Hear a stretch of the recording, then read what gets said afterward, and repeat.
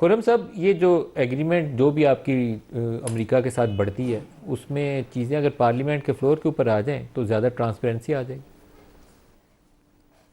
بالکل ٹھیک کہہ رہے ہیں، لیکن جو اہم بات میں آپ کے ناظرین کے سامنے رکھنا چاہتا ہوں وہ یہ کہ پاکستان امریکہ کے تعلقات میں جو سب سے بڑی ایک ہم تبدیلی کہہ سکتے ہیں کہ پاکستان امریکہ کے سامنے سوال ہی نہیں ہے. مثلا جو وزیر اعظم کی وفد بھجوایا تھا، جہاں امریکہ میں بھی گئے، واشنگٹن گئے. واشنگٹن میں ہماری سب سے بڑی طاقت یہ تھی کہ ہم امریکہ سے کوئی بجٹری سپورٹ نہیں مانگ رہے تھے، ہم اس سے کوئی ہتھیار نہیں مانگ رہے تھے، بلکہ ہم تم سے کچھ بھی نہیں مانگ رہے. ہم تو کہہ رہے تھے کہ آپ ہماری ڈپلومیٹک سپورٹ کریں انڈس واٹر ٹریٹی کو بحال کرنے میں اور ہندوستان کا جو جنگی جنون ہے اس کو روکنے میں.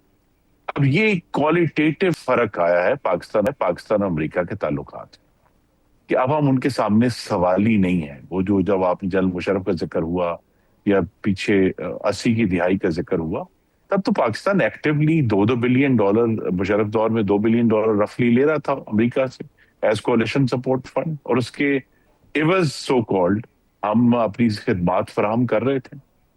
اب تو ہم کچھ نہیں لے رہے ہیں، اور پچھلے 10 سال 11 سال ہو گئے کچھ نہیں لے رہے.